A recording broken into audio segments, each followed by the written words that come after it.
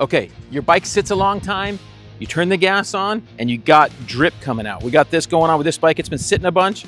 Needle seat is stuck. Bike runs okay, we can get it started, but it's stuck. We're gonna give you a quick tip on how to clean that up. First thing I'm gonna do is turn this gas off. Move the hose clamp from the carburetor to the fuel tank right here. Now I'm gonna pull the fuel line off, like right here, like this.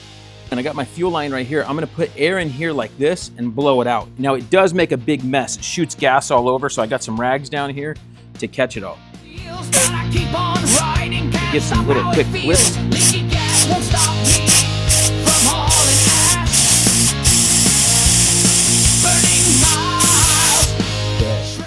And it blew off this one line right here, which I can fix real easy. Just drop that back on like so. Give it one more. A good measure. Now, that's gonna loosen up that needle valve seat right there and hopefully clear out anything that was in there. I can put this back on and hopefully we've solved our problem. If it doesn't solve the problem, then you're in need for most likely a carb rebuild in here with a new needle seat in there. Gas on. Here we go.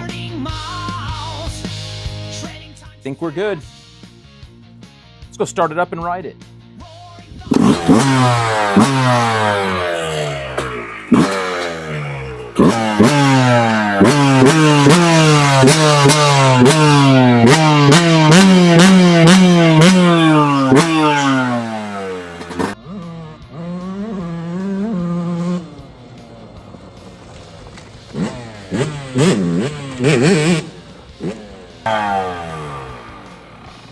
Okay, no drips.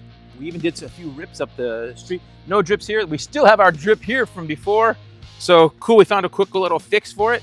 See you guys next time. Remember to like, comment, and subscribe. Steal a smoke against the dying light. Little quick flip. Chasing horizons until